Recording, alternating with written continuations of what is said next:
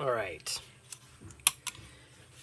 So it'll be session 2 for our Perilous Badlands campaign with the following characters: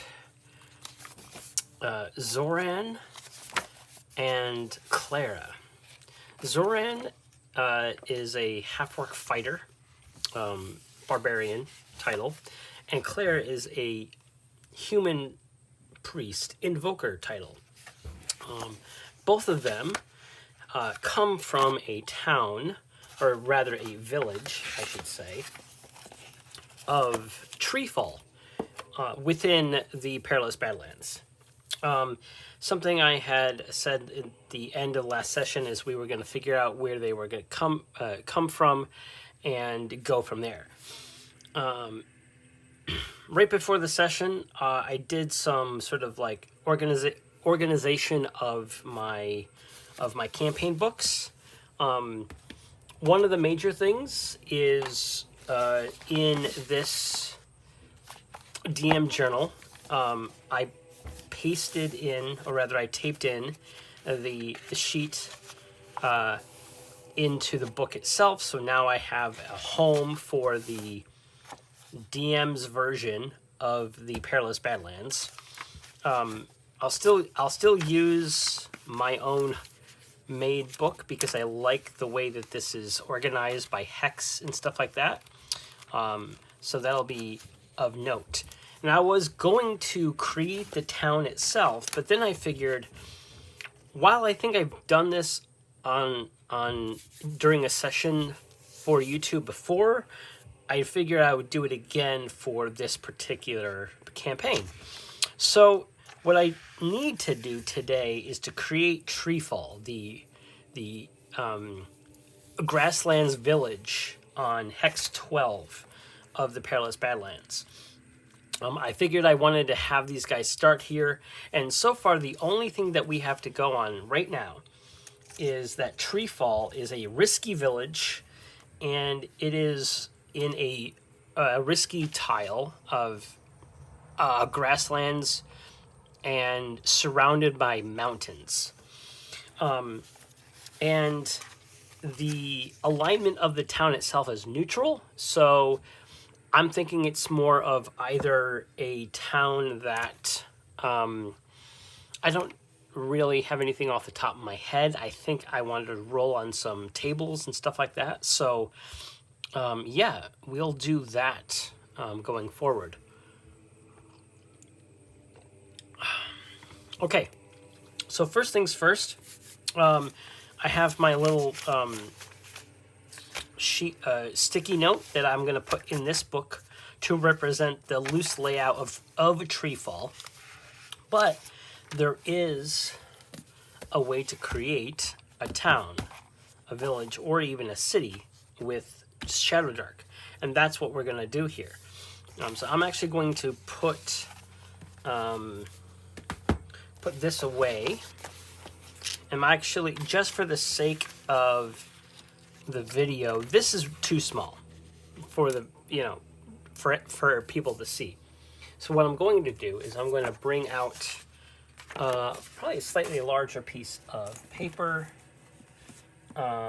which I was not prepared for. Here we go. Nope, that doesn't work. Totally wasn't prepared for this at all. I think I'm just going to use this.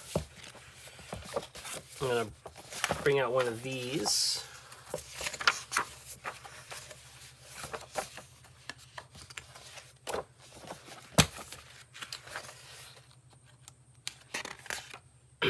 Anyway, how are people doing on this fine day that they find themselves in? Okay. So I got a spare piece of paper, and what we're going to do is we're going to use this as our layout for Treefall. And it is a neutral village. Okay. And we do know it is surrounded by mountains. Oops. Bumped the camera there. Okay. Let us go to village village creation, which I believe is here we go. We're gonna do settlement maps. All right, so we have village. We know it's a village. We need to roll 3d4, and then we're going to throw it onto the paper, and then where those where they land, that is where the districts of the village will be. So we're going to roll 2. I need another d4. Here we go. All right. So 3d4. And we have potentials for slums, low district, artisan district, and a market. And so I'm going to roll these 4. Oh, these 3. Okay. 1, 3, and 4. So I'm going to, for the sake of the video, I'm actually going to spread these out a little bit. And going to do this. Kind of like a loose shape. And so this was 1, this was 3, and this was 4. Okay, so we have the d4 roll. And 1 is slums. So this part of town is the slums. And number 3 is the artisan artisan district. And 4, I believe, is market. Yes, market. So this is the market. Okay, which is funny because if north is this way, then that makes sense. Markin. I wrote an N on that. That's funny. Market is spelled with a T at the end. Okay. Tree fall. What does it have going for it? Okay, so within each of these, the slums, the artisan district, and the market, I know from doing this before, the highest ranked district is where the seat of the village is going to be.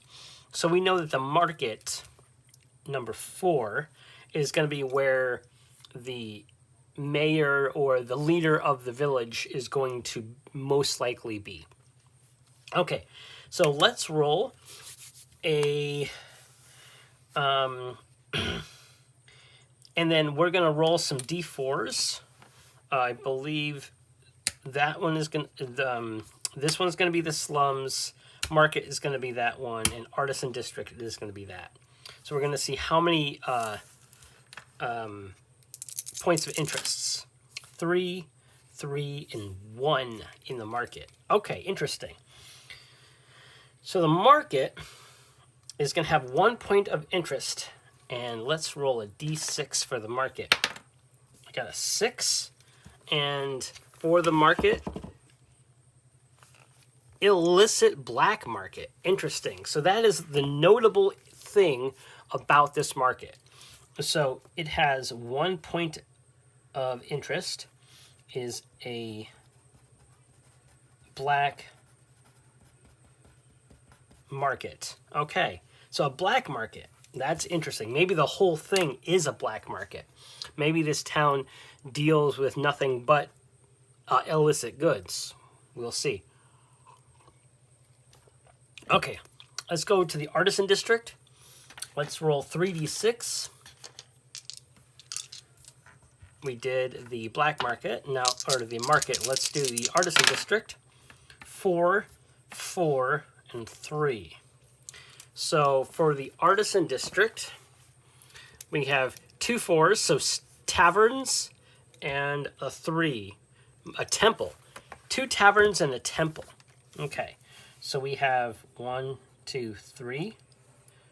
So we have tavern, and temple.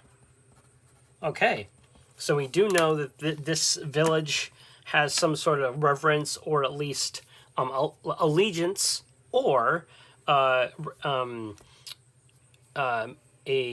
obligation to a deity. And now slums, we roll 3d6. 4, 5, and 5. Okay, so 4, 5, and 5 for the slums is a criminal safe house and 2 poor shops. Okay, so we have 2 shops that are notable. And so we have a slums is a safe house. Criminal safe house. Criminal safe house. And then we have a poor shop and a poor shop. Okay, so we have a loose area and some points of interest within those areas. This alone can sort of give lots of ideas for stories and stuff like that. So the temple. I think we already know what this temple is going to be. Mostly because our character, one of our characters, Clara, the human priest, she is a devotee of Ord. So this temple is a temple of Ord.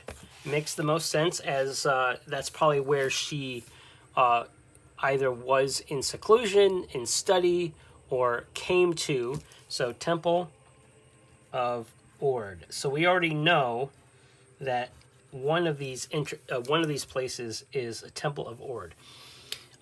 So we have one connection to the town with one of our characters already. Let's see if we can add one for our fighter. And so let's look at our fighter. Zoran. He's a barbarian, half-orc. He's really good with that weapon. He's really strong, and he can hit hard, right? In terms of his background, cult initiate.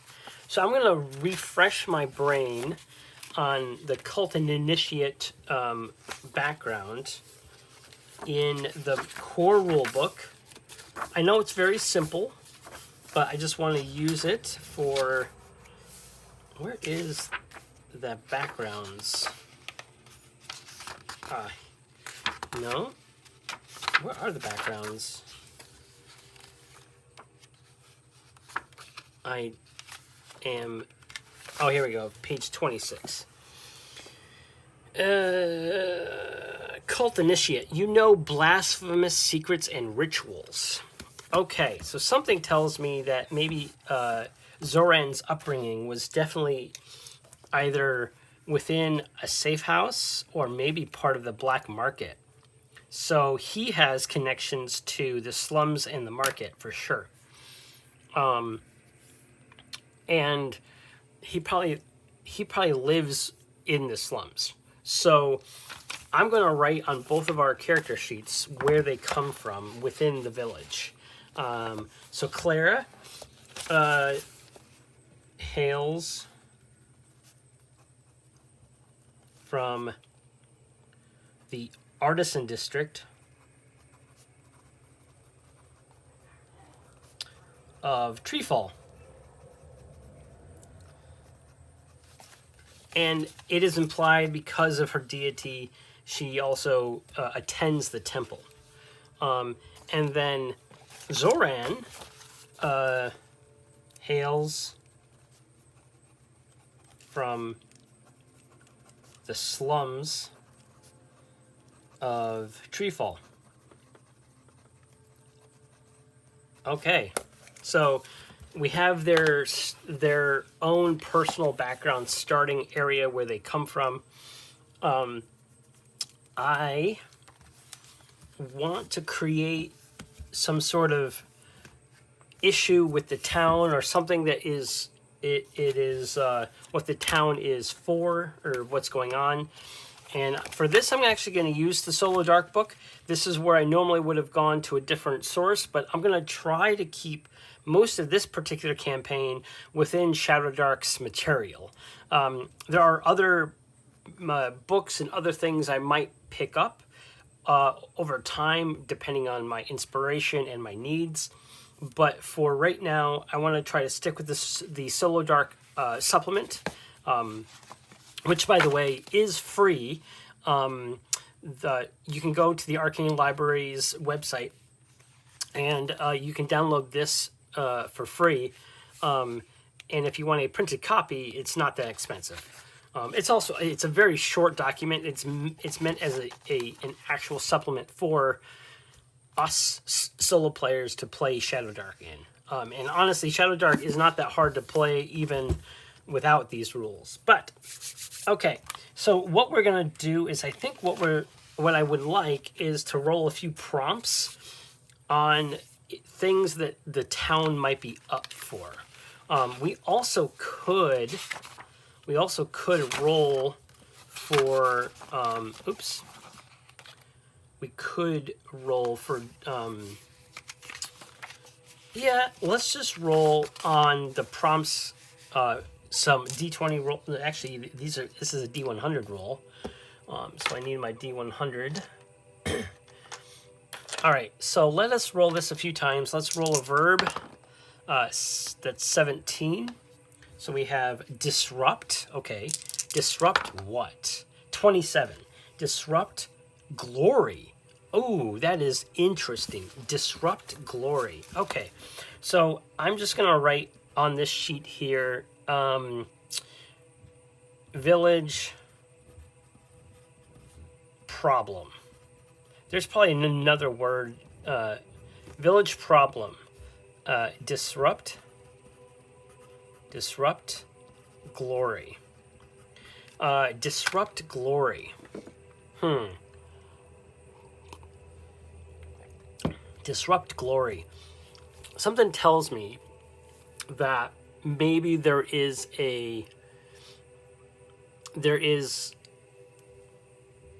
going to ask the Oracle here. Is there an adventuring guild in town?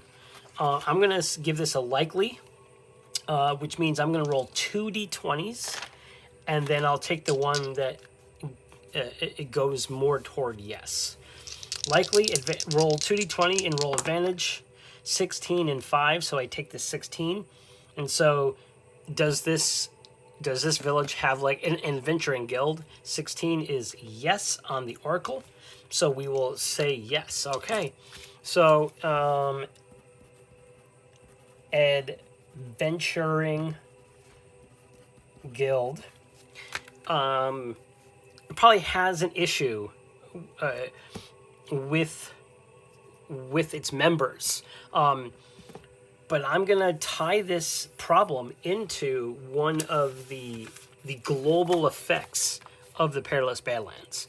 So when I created all these hexes, and when I rolled up something interesting for each of the numbered locations on the map.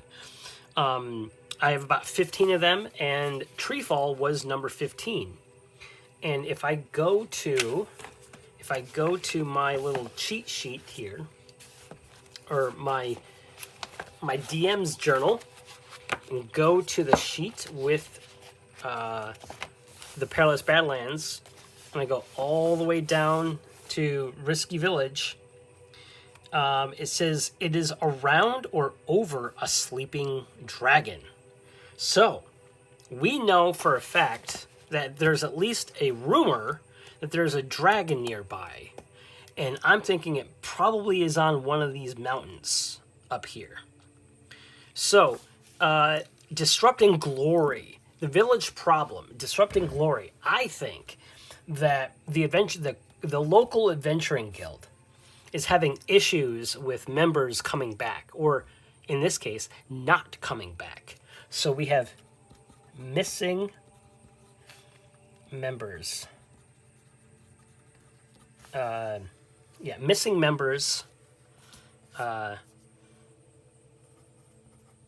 Gone out on various Oops, various missions.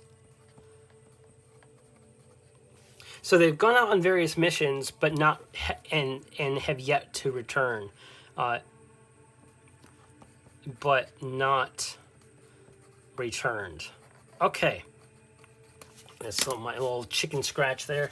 So we have an issue here where the members of any of the adventuring guilds in Treefall are going missing because of this. Well, we don't know what is causing the disruption. And obviously, the glory here is doing missions for the guilds is a stature thing. Has either of our members, has either of our, oh geez, has either of our party members done any quests for the Adventuring Guild? I'm going to give this an even Steven, a 50-50 shot, a 6. So no. So they have only heard rumors and heard stories from people about these. I'm going to say that due to his unscrupulous background, that Zoran, the half-orc fighter, has probably had his ear to the ground, so to speak, and has heard of these probably before our human priest by the name of Clara. She probably has not heard about these things yet. Mostly dealing with the things that need to be done in the clerical nature. So how are we gonna? I think what I will do for the start of the party's adventure is have them do something in media res, which is a really good way to start any story if you don't know what to do. Is in the middle of some sort of conflict, in the middle of some sort of action. It doesn't have to be necessarily combat with monsters per se, but something that's high stakes that needs lots of rolls. That way that you feel engaged with your characters, the characters are engaged with the world, and the world is reacting to them because you are rolling dice. And as we all know, the dice like to tell the story, and we want the story to move forward when we begin the story. I struggle sometimes with the flow of a game, and I'll sit on my own and I'll just mull over something and it just won't go any further, and then I will give up on it. But if I just allow myself to sink my teeth into just the rolling of the dice and allowing the dice to tell the story however it goes, it's one of the reasons why I still maintain I love how random tables, for me, give me that spark. Even if I don't use the tables specifically in that moment, the act of rolling dice just helps churn the creative spark, if you will. So, with that being said, that's a really good cup of coffee. With that being said, we have Zoran and Clara here. I think I want a name of at least one more place, and I think I want a name of one of the taverns in the Artisan District, and maybe a name of one of the poor shops. That way we know what kind of things that we're dealing here with, so story-wise, we can sink our teeth into immediately. For Tree Falls, let's roll up a poor shop, okay? So I know that there is a table of not monsters. Where is it? I love these tables so much. They're so helpful. Okay. We have taverns, food, drinks, shops. Poor shops. Let's roll. Let's actually, you know what? I like these tables so much, I'm going to fill out both of these. So poor shop 1, we need a D12. Man, Oh, we're using all my dice today. This is awesome. Ooh, a 12. Okay, so we got a drug den. Interesting. So we have a poor shop, which is a drug den. Now, something tells me that my fighter dude probably has frequented that place, knowing cult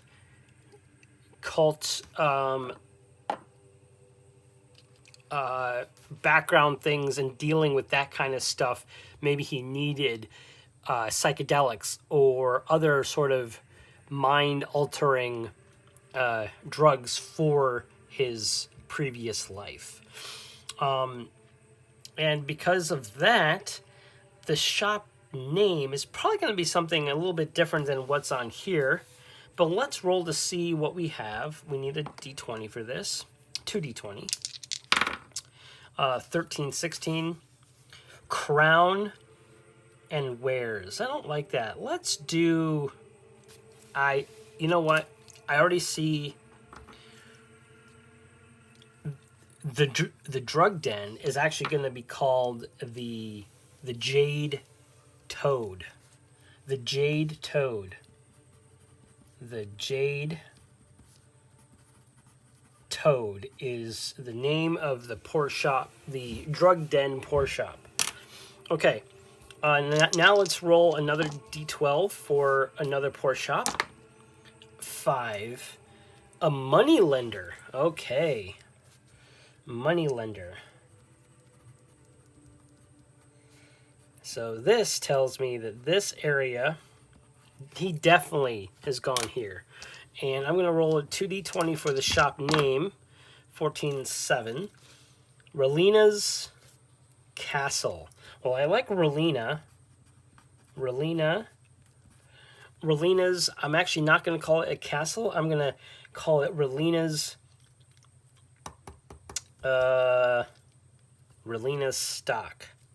stocks. Relina's stocks. Something tells me that both of these locations are probably fronts for other things. And maybe the drug den really isn't what the Jade Toad is.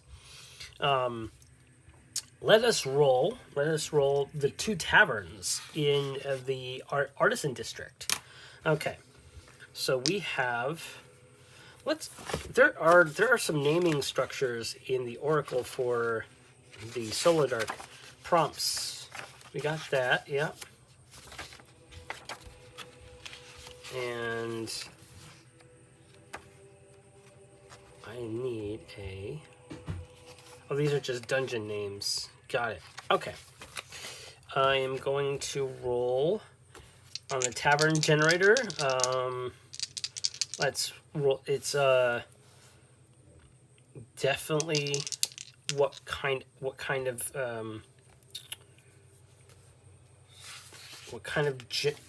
of tavern is it? It's in the Artisan District, but it is a village, so I think it is going to be a standard. It's not wealthy, but it's a standard, so it's going to be 3 and 1. The Dog and Rat. Okay, so one of them is called the Dog and Rat. I like that. The Dog and Rat. The Dog and Rat. And what is the other one? 13 and 1. Cloak and Rat. I don't like a second rat, so let's re-roll that one. A 10. The Cloak and Dragon. Okay. The Cloak and Dragon. The Cloak and Dragon. Okay. The Cloak and Dragon Tavern and the Dog and Rat Tavern. Okay. And the black market, I think the market itself is probably going to have its own sort of theme as well. And I'm going to name it by the shop generator's first name. So 11, Grigor's. Nah. Let us name it the Village what? Village 6. The village sundries. Okay. The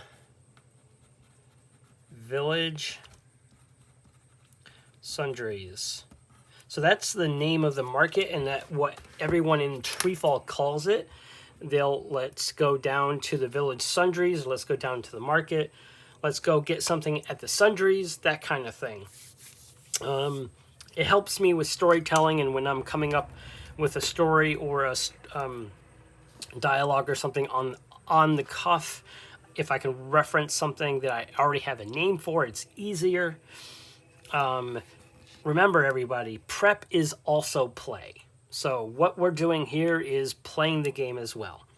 I may not be rolling dice to do encounter checks. I may not be rolling dice to traverse the hexes, but I am sort of creating the world in which my characters are going to be in, and that enables me to more sink my teeth into the character as well when we start.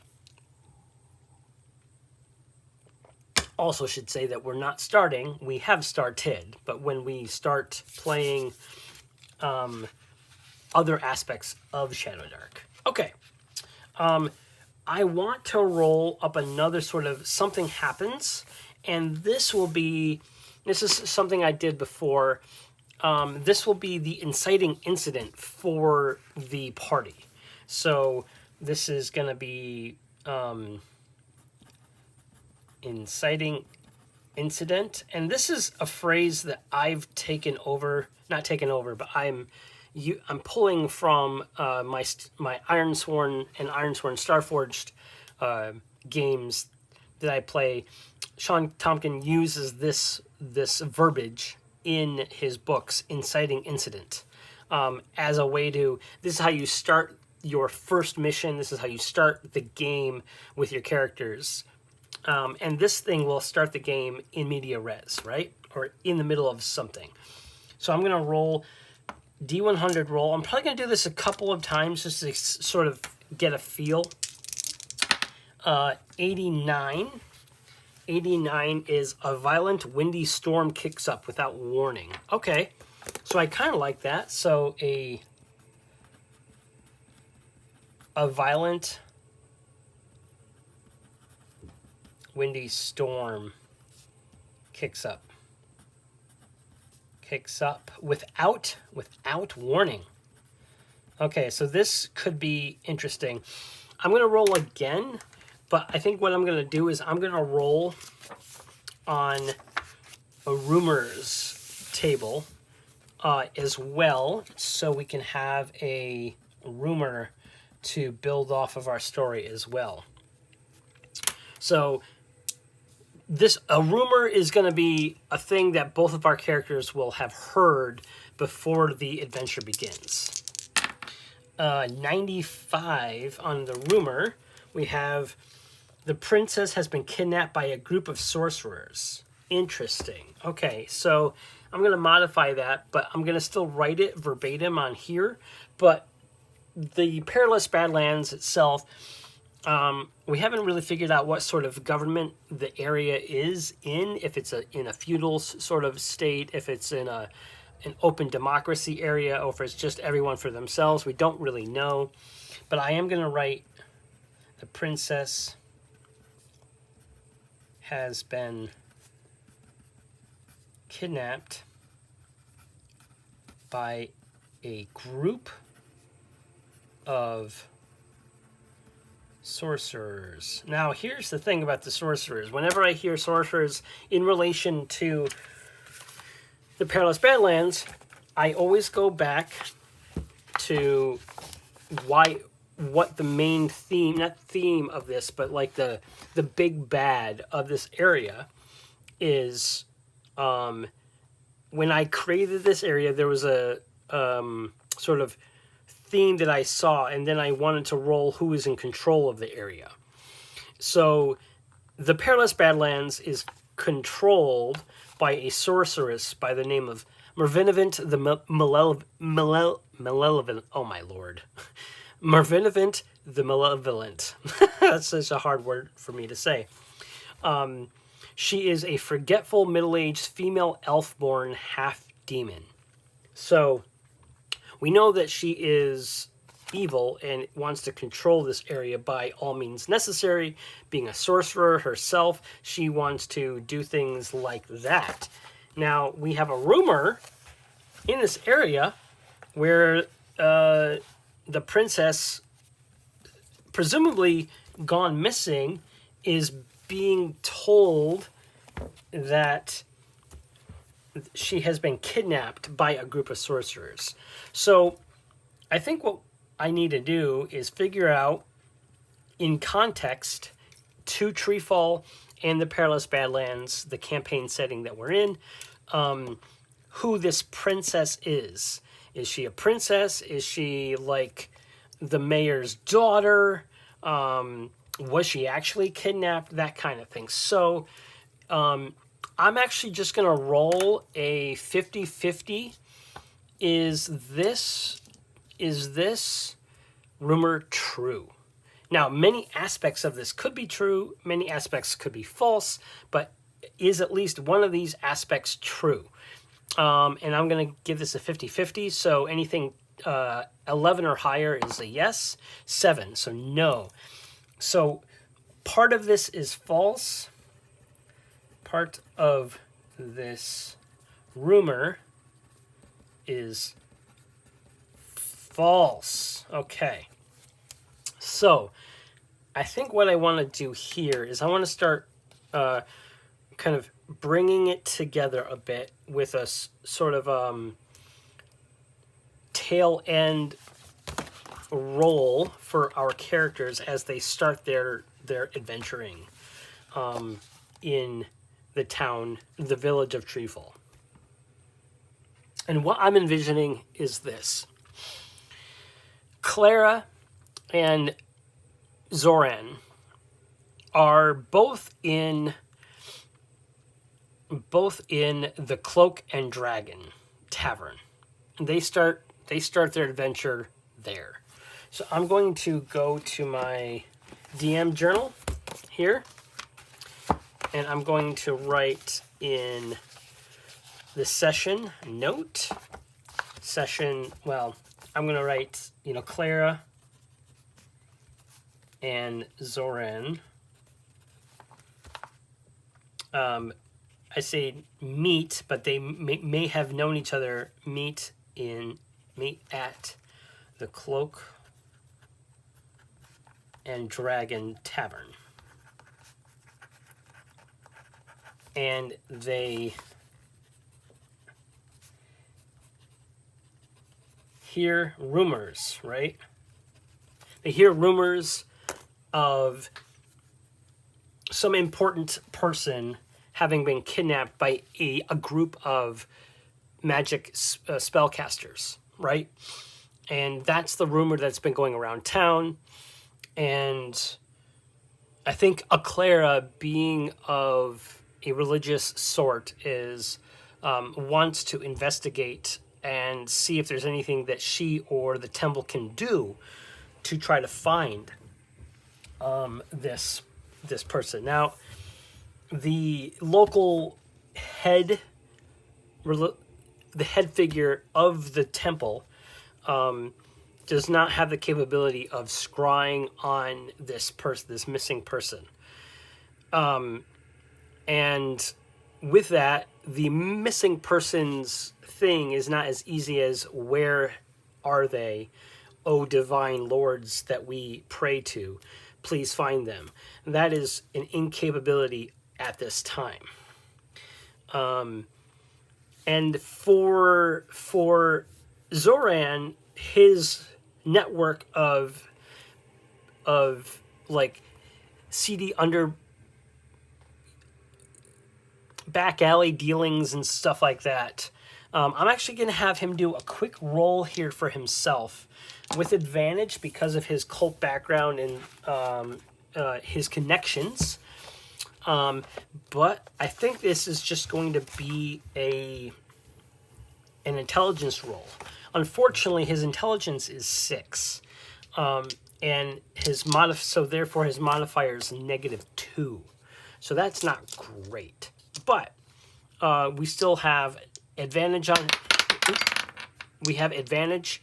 So he is going to go to probably the Jade Toad and ask around about what other information are tied to this rumor that could invariably be true or false. Now, we do know that part of the rumor is false, but we'll see what aspects of this rumor he comes up with. So 15 and minus 2. So this is advantage. So 15 minus 2 is 13, which is above the normal DC of 12. This is something I keep forgetting to do. I always forget to set the DC before I make rolls usually, but I usually keep it normal if it's just something that is their normal day-to-day asking of information when I need a roll. Easy is only if I think that the environment really makes it easier for them to do. So he scrapes by some information, and I think in terms of the narrative, he has this information when he meets Clara at the Cloak and Dragon Tavern in the Artisan District. So what we have here, I believe, is the beginnings of some sort of whisperings of something bigger is going on. And what is the information that he has? Does he know the name of this person, or the sorcerer group, or if it was kidnapped, or did she run away? Why did she leave? What kind of questions? I'm going to ask the Oracle something real quick. Did this figurine, did she leave of her own accord? And just because it was a rumor that she was kidnapped, I'm going to say this is unlikely, so we're going to roll with, quote, disadvantage on the Oracle. And we're asking a yes question, did she leave? But we're going to take the lowest number. We're going to take 13. So she did. She did leave of her own accord. So I think here is that Zoran hears the name of this person, and which we will get to. Here's this name of this person, and that person was seen leaving of her own accord of the town and just not coming back. So the princess left Treefall all on her own. So that already disproves that she might have been kidnapped from the town. But we don't know anything else beyond that. We will know her name. I am going to roll that up, and I think that's what we'll do here. Okay, so they hear rumors. Let us roll a name of this person. 8 and 7. Bree. Her name is Brienne. Hear rumors that a person by the name of Brienne left Treefall, but was suspected to have been kidnapped. Okay, so that is interesting. So Clara and Zoran are meeting at the Cloak and Dragon, talking about this, and they think on what they can do next. But I think that's going to be all for today's current session. Didn't get too far in terms of like much else except for kind of fleshing out Treefall itself, but then also creating some sort of intrigue on what is going on here. I I think what we'll do is we'll pick up next session with them in the tavern, and this inciting incident is going to happen. The violent windy storm is going to kick up, and that'll sort of kick the story into motion, if you will. Okay, so thank you for stopping by today. This was Shadowdark using the Dark rules and the various tables. I love doing this, and until next time, folks, I'll see you on the flip side. Peace.